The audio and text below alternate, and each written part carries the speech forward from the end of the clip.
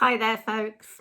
Well, as we head towards the end of the year, it is time for my 2025 wrap up, where I should be just going briefly through all of the books I've read this year, and then I'm going to take more of a dive into the 7 favourite books of this year. And towards the end of the video, I'll be telling you which was my favourite of all. But first of all, here's Tilly to say hello. She's looking a bit neater. She's heard I gave her a bit of a haircut last weekend, and off she's gone again. No doubt she'll make an appearance later on. So let's make a start. I'm just going to quickly run through all the books that I've read this year. So we start with Advent by James Treadwell, a sort of dual timeline, fantasy, historical, magic themed book. Out of the Silent Planet by C.S. Lewis, the first in his science fiction trilogy. The Stone Circle by Ellie Griffiths, detective novel set around an archaeological dig. Shadowplay by Joseph O'Connor, which is about a fictional telling of the life of Bram Stoker during his time as a theatre manager in London. The Visible World by Mark Slaughter, set during World War II. A Week in Paris by Rachel Hoare, as usual with her, a dual timeline, partly set in World War II again, and with the usual theme of family secrets. Dawnlands by Philippa Gregory, the last in her Fair Mile trilogy.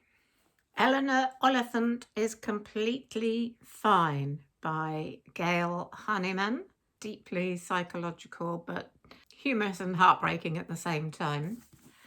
The Biography of Daphne du Maurier by Margaret Forster. Sweet Française by Irene Nemirovsky, set in an occupied French village during World War II again.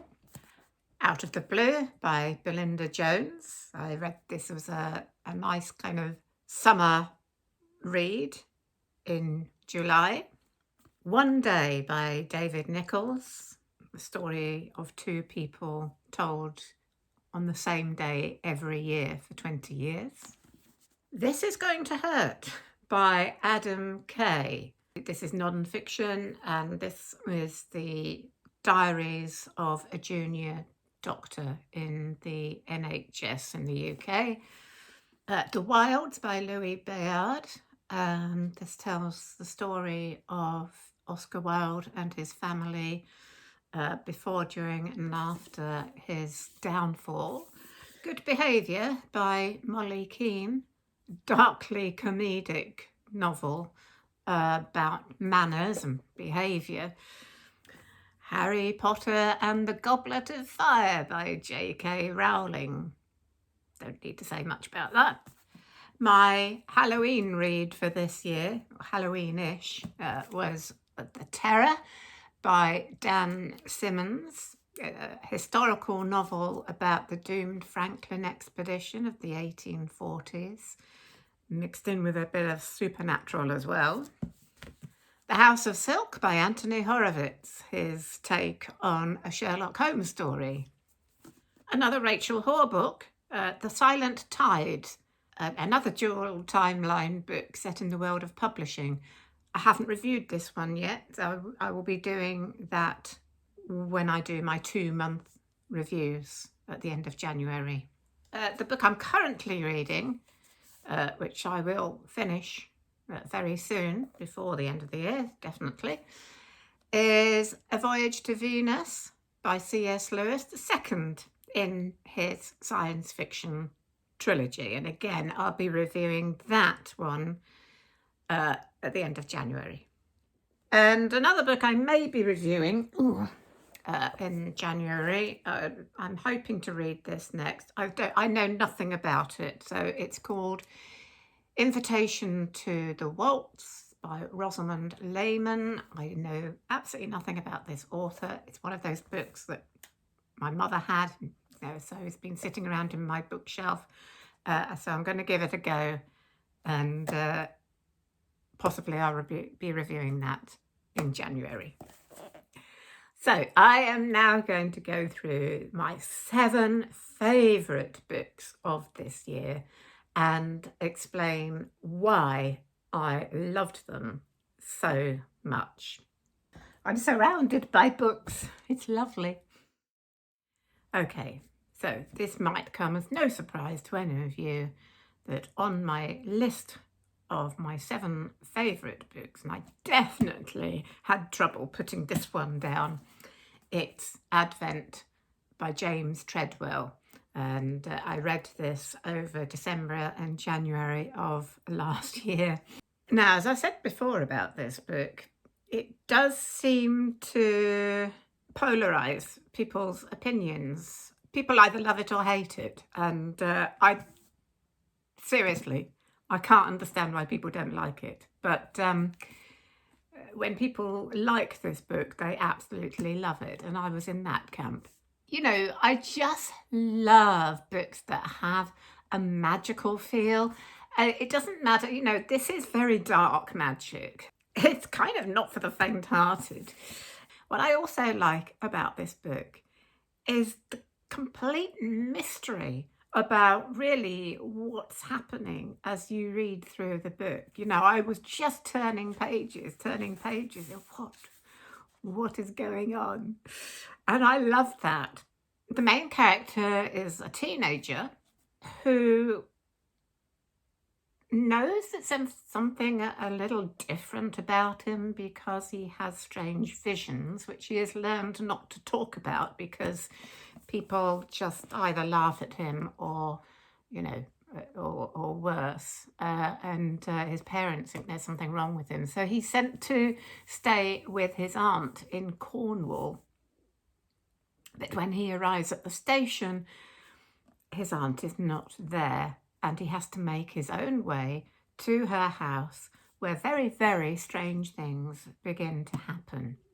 Her house is the lodge house of a big house, and he manages to make friends with the daughter of the big house.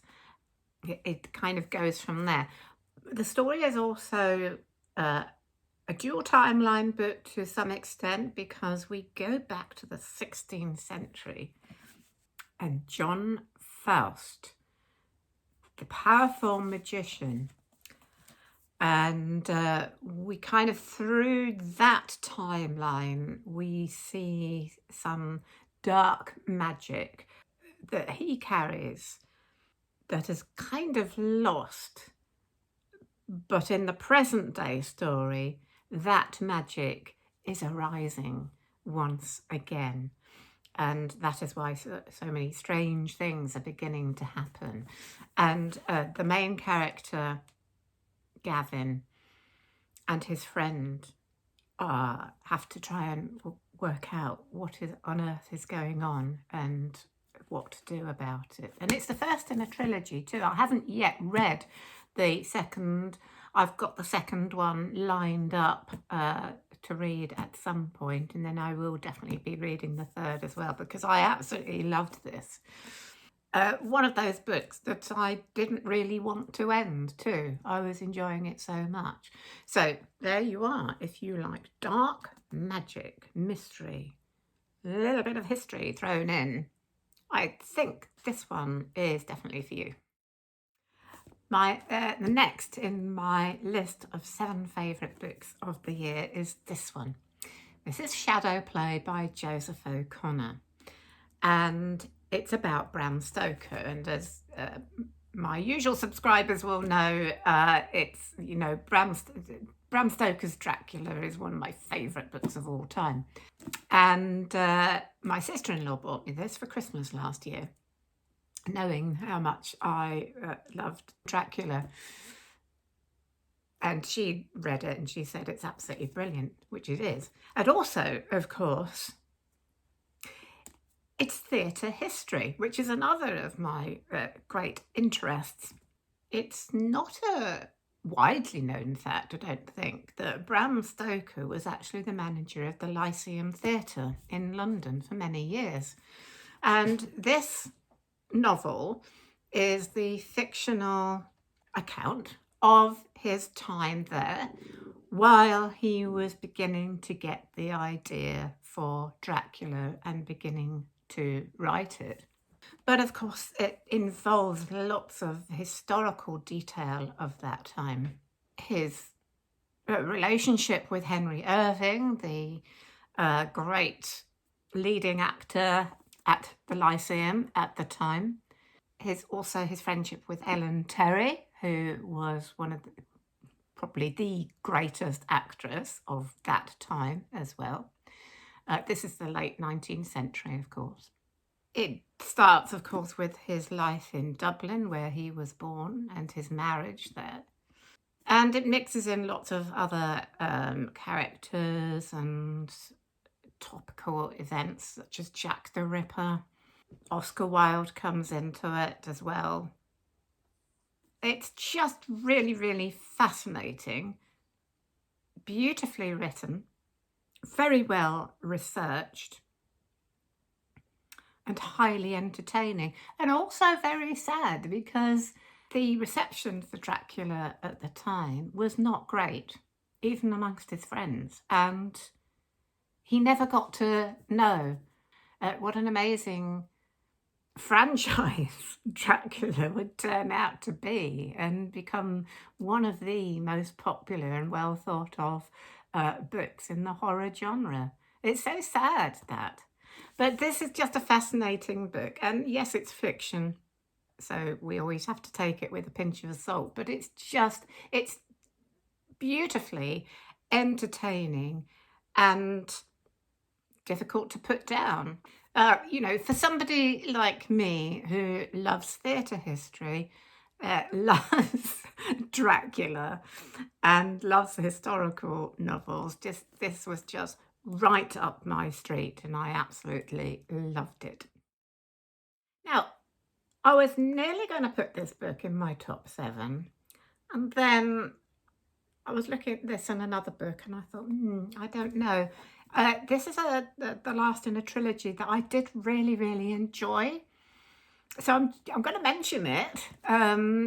It's not exactly in my top 7, but so very, very nearly in my top 7. I'm just going to very quickly mention it. And it's the last in the Fairmile trilogy, Dawnlands by Philippa Gregory. And I did enjoy reading this book, set in the 17th century at the time of the Monmouth uprising. My one difficulty I had with this book was I had a bit of a problem with the ending. It's not the most satisfactory of endings, let's put it that way. And Philippa Gregory, although much though I love her, she does tend to do that sometimes.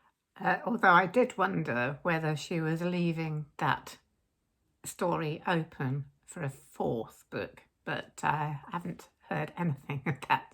So that was my sort of little problem with this book, but don't let me put you off reading this trilogy because it is really good. So I'm just going to mention it there and say no more for the moment.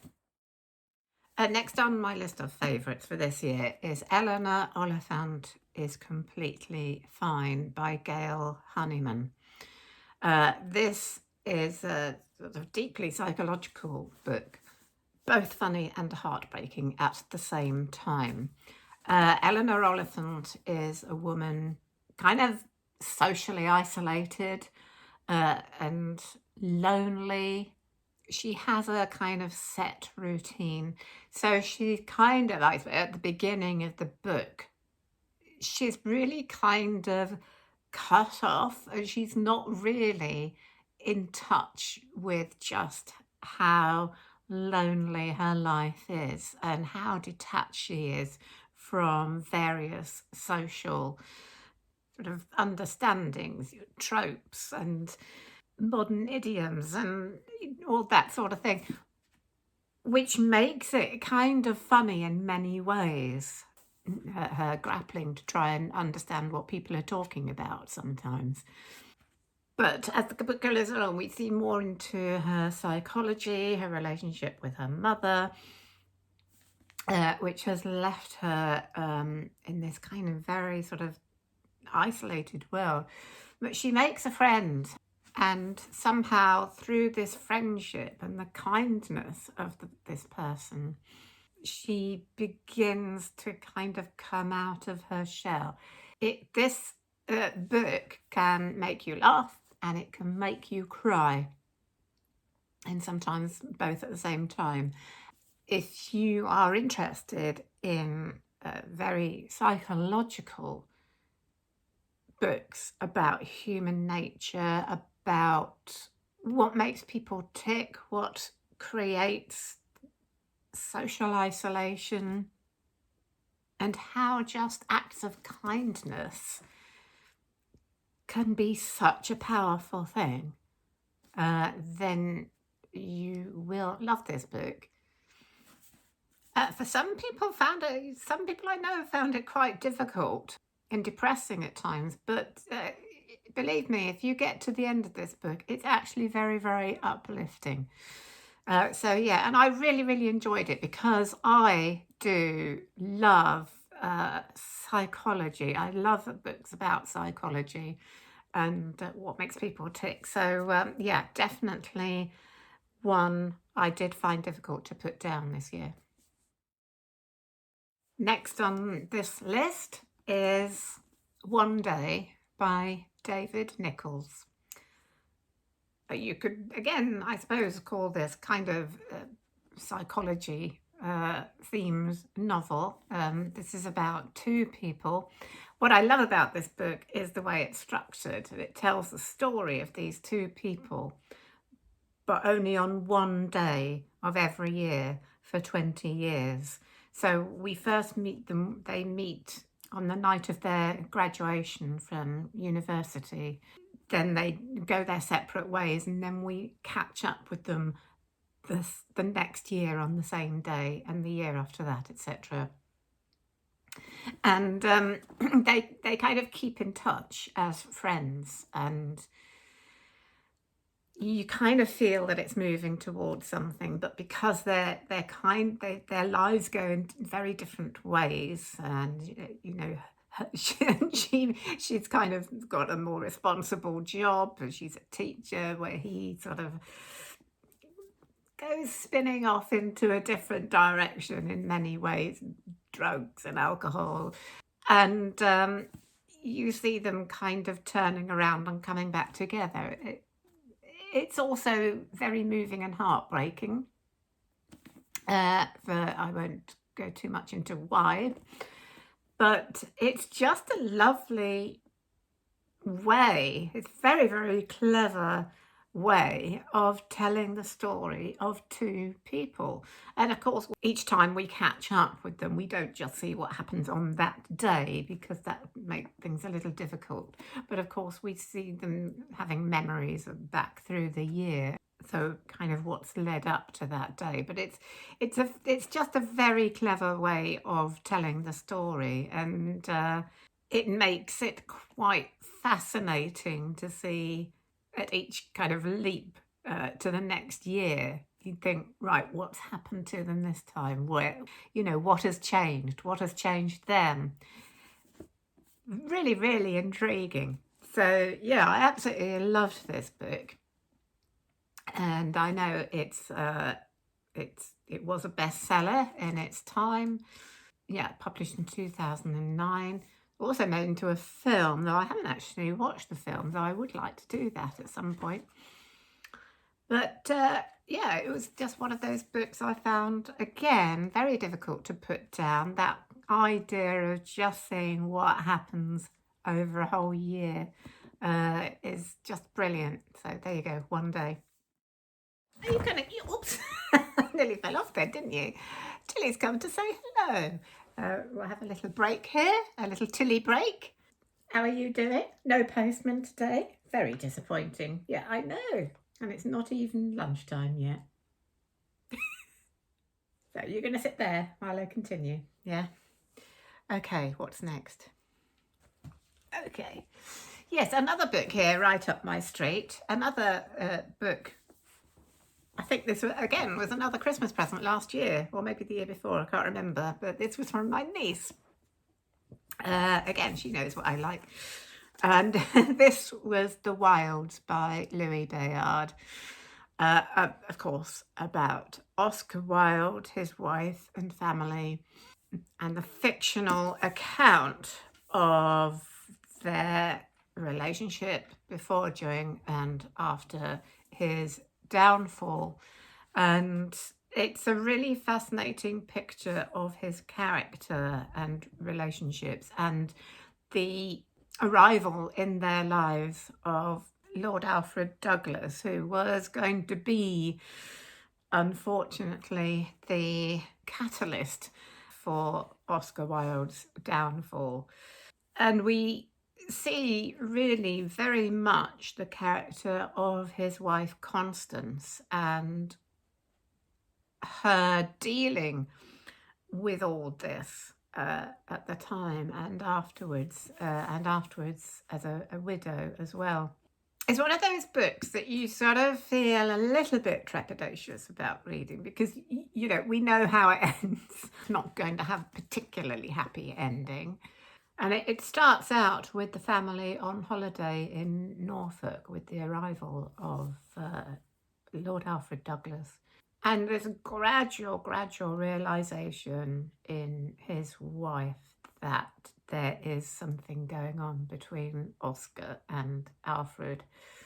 And then, of course, it doesn't go much into the trial, which I was very, very thankful of, actually, because I thought that would have been depressing and maybe slow the book down rather a lot. So I was rather glad he didn't do that. It is just touched upon.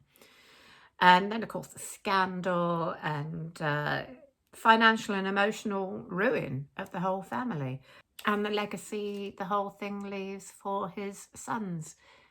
It's such a tragic story, but fascinating, you know, of a time when homosexuality was thought of in this country as a crime, and still is in some countries, very sadly. And how that being such a scandal has an effect on the people around who are affected, family and friends and everything. So yeah, it just really, really fascinating and very beautiful writing too. So if you're at all interested in Oscar Wilde, then this is a really good read, very well researched. Now, next on my list of 7 favourites is this one, and I had to put it in. It's Harry Potter and the Goblet of Fire. This is, of course, the 4th in the Harry Potter series by J.K. Rowling. Why have I put it on my list of favourites for this year? I just think because the Harry Potter books are just so endlessly entertaining. You'd think, you know, with a book series that has 7 books in it, you'd think, you know, where else can she go with this magic? And yet every time she does, it's like her imagination has no bounds. There's always something in each book that is new and different, and there's a lot of fun in it, as well as all the difficulties and the danger and the darkness, because this one is where things really begin to get dark in the Harry Potter series. What I also love about reading the book, because I've seen the films many times, but there is so much more in the book, and they're, you know, very interesting too. You know, there are comments on, in a way, slavery, because Hermione takes umbrage at the way the house elves are treated, for example, which doesn't really come up in the films at all. So there's a theme going on there, and all kinds of interesting bits and episodes that just are not in the films. Of course, it would make the films just far too long to cover everything. So it really is worthwhile reading the books as well. And of course, this is the one where there's the Triwizard tournament at Hogwarts, where only students over the age of 17 are allowed to apply. So Harry is under that age, but somehow the magic presents him as one of the competitors, so he has to go through with it, and it's really, really difficult. And of course, we do get an ultimate meeting with the Lord Voldemort towards the end. So it all, again, as with all the other, all builds up to a thrilling ending. And as I say, it's a lot darker than the first three in the series, and it goes on to get much darker in the last three as well. So yes, I just find them overall, and I love fantasy, I love magic, I love the imagination, but at the end of the day, they are just fun to read. There's so much fun and the joy of magic, and it's just no surprise that these books became so popular. So I'm looking forward to reading the next one, possibly next year, which will be The Order of the Phoenix, of course. Now, last on my list of the favourite books of this year. Now, I had to have a real think about this because, as I said earlier, I nearly put Dawnlands on this list. And then I thought, if I'm being really, really honest about this, which is my favourite of these two, Dawnlands or this one? And I'd kind of originally put Dawnlands on a kind of loyalty to Philippa Gregory because she is one of my favourite historical novelists. But if I was being really, really honest with myself, I think I enjoyed this one more. So I'm putting this one in as my final of my 7, and it's The House of Silk by Anthony Horowitz. And this is like the return of Sherlock Holmes. It's Anthony Horowitz's take on a Sherlock Holmes story, very cleverly made out as one that Watson couldn't publish at the time because of its kind of scandalous themes. And so the idea is that it was never available to the public at the time of Sherlock Holmes' life, and so he has made it so that it can't be published for 100 years. So we're now reading it. What a great idea. He gets the feel of Sherlock Holmes and Sherlock Holmes' London so very, very well. And it's a very fast-paced story, full of suspense, full of situations that you think, how are we going to get out of that? Taking us through all the usual sort of dark places of London and all the usual characters, of course, Lestrade and Mrs. Hudson, of course, the Irregulars and Mycroft Holmes, and even Moriarty makes an appearance at one point. The plot of the book is, as usual, somebody asks for Holmes's help. There is a man who is being stalked by somebody who he thinks has some evil intent because of something that happened in New York, and he thinks this man is seeking revenge. So as Holmes and Watson begin to investigate this, one of their the gang of boys known as the Irregulars, one of these boys is found murdered, and then they are kind of taken off at a tangent to investigate how that happened. And so there's kind of two sort of plots that actually towards the end are interwoven.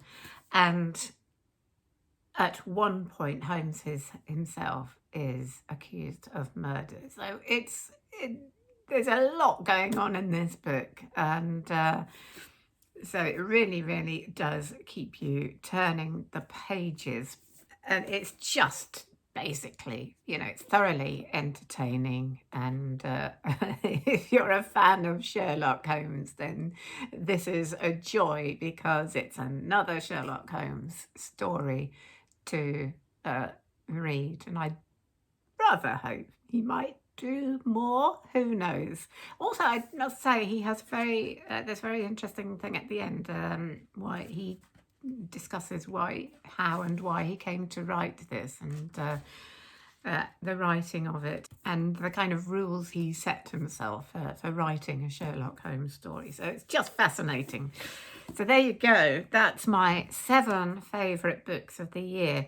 Now, before I tell you what my absolute favourite was, I'm just going to say just out of interest, what my least favourite book was. There were kind of 2 contenders, really. And this has been really difficult, again, because in actual fact, this has been a great year. I mean, all of these books are great books. All of them. All the books I've read this year are really good books. I gave all of them either 4 stars or 5 stars. It's been quite difficult to choose which are the best and which are the worst. So I'm going to say that although this is a really good book and a very poignant book, this The Visible World by Mark Slaughter, I gave it 4 stars. It's not a bad book, and it's well thought of.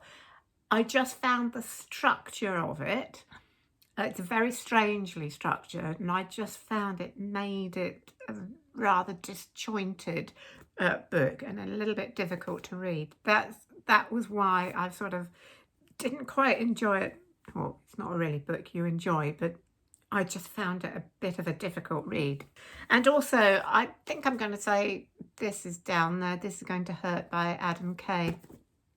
Although it did make me laugh, it's also a bit depressing, because it really does make it so clear, what a terrible state and how terribly, terribly underfunded the National Health Service is in the UK. And I wish all the politicians could read this book, I really do.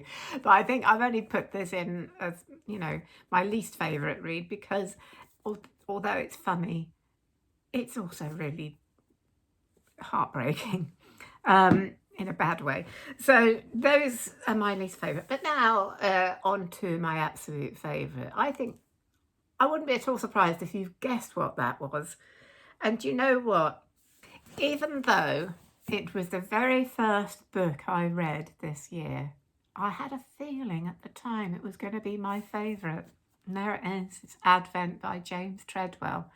Just totally, for me, unputdownable.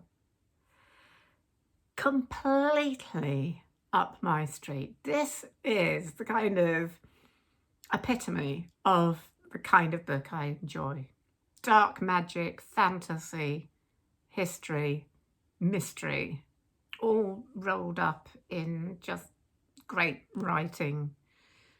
Yeah, can't wait to read the second in the trilogy. There you go, my favourite book of the year, Advent. And I love the cover too.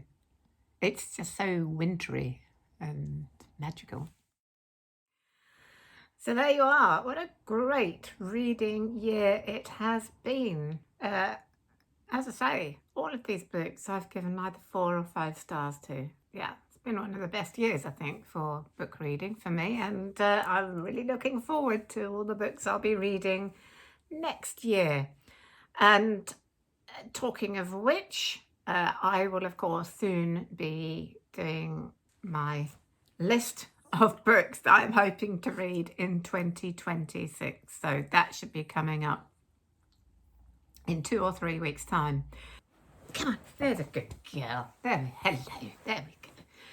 So that's it from me and Tilly for now. There's no video next week, apart from, of course, my final reading of A Christmas Carol, which goes out on Christmas Eve. But there won't be a video on the Friday next week. You just stay here for a minute while we say goodbye, eh? She's not being very sociable today at all. Okay, I have had to re-record this last part of the video because yesterday when I recorded the main video, we had a slight incident towards the end. So let me just explain. Just as I was about to wrap up the video, which I was recording yesterday, my smoke alarm started to do that bleeping thing, which it does when the battery's low. Now, this one has a really, really bad relationship with the smoke alarm. She hates any sort of bleeping. Took her ages to get used to the oven timer. Smoke alarm, she absolutely hates. So even though it was only bleeping every few seconds, she went off on one. So I had to stop what I was doing, climb on a chair and try and disconnect the smoke alarm, which, you know, sometimes when they just refuse to come off, and I struggled with that for quite some time while this one was hysterically barking. And I did get it off eventually, managed to find another battery, put that back in. Thankfully, it stopped bleeping. Anyway, when I tried to get back and finish off the rest of the video, she was in such an anxious state. I thought, I can't end the video with this dog looking in a bit of a state, poor thing. She does tend to get anxious about certain things. She's a rescue dog, you know, who knows where that's come from. But I thought it would be a much better idea to re-record the rest of the video this morning with a much calmer dog. Although the post has just been, so she's a little bit annoyed about that too, because I wouldn't allow her to chew it up. These things happen. Yeah. At this time of the year, there's so many vans coming and going, parcels being delivered, and so she's just on the alert all the time. But anyway, hopefully we can finish off the rest of this video. And basically, I just wanted to say, first of all, from me and Tilly, a big, big thank you for all of your support in the last year, all your views, or your subscribing, all your comments, and also to those of you who have gone onto my website and bought my books. I really, really appreciate you all, and just a big, big thank you. And whatever it is that you celebrate at this time of year, whether it's Christmas or the winter solstice or whatever faith you have, I wish you all the best for the holiday season. I hope you have a joyful one. And I do also wish you all a very, very happy 2026. So don't forget to look out for my last reading of A Christmas Carol on Christmas Eve. And my next video will be my TBR list of books that I am looking forward to read next year. So until then, have a great time, everybody. Lots of love from me and Tilly. See you soon. Bye for now.